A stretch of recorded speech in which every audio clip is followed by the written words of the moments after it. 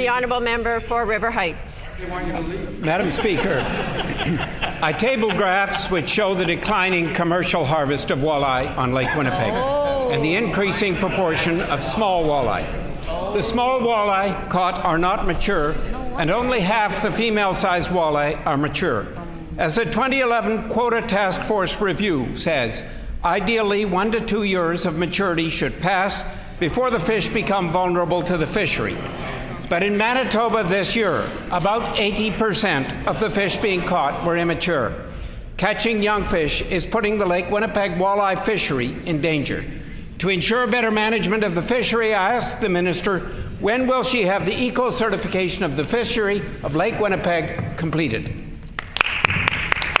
The Honourable Minister for Sustainable Development. Thank you very much, and I want to thank the member opposite for a question about the sustainability of our fisheries, which is something that our government takes very seriously.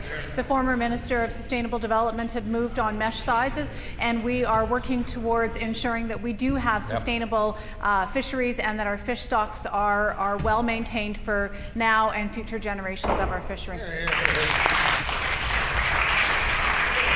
The honourable member for River Heights on a supplementary question. Madam Speaker, it is not just walleye that are threatened. The sauger population is in grave danger, as this paper I table shows. Under the NDP, the sauger were extirpated in Lake Manitoba in 2007. In Lake Winnipeg, sauga, an important fish, has declined 96%. Order.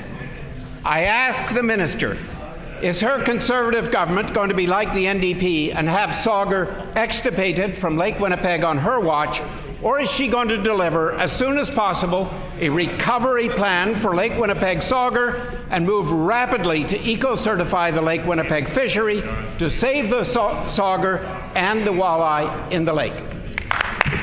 The Honourable Minister for Sustainable Development.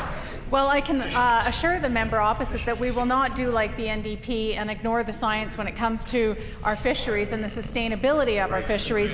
However, I can also assure the member that catches on the lake are very seasonal and weather dependent, and there are certain data sets that are showing that sauger catches have been increased on certain areas of the lake. We're looking at all the data and making decisions based on the best interest of the fish in our lakes. The honourable member for River Heights on a final supplementary. I have reviewed the science on the sauger, and they are in dire straits. In October 2016, the former Minister of Fisheries said of eco-certification, we'd like to have it done sooner rather than later. Order. In May of this year, the current minister, when asked about eco-certification, said, we're pursuing this with great excitement. The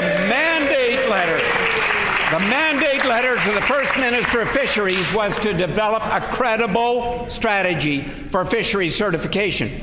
The mandate letter to the second minister no longer has the word credible. I asked the minister, when will she implement eco-certification on Lake Winnipeg, and will it be a credible implementation?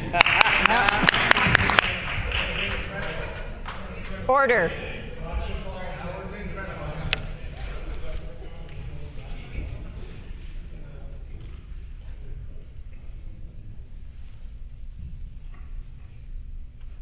The Honourable Minister for Sustainable Development.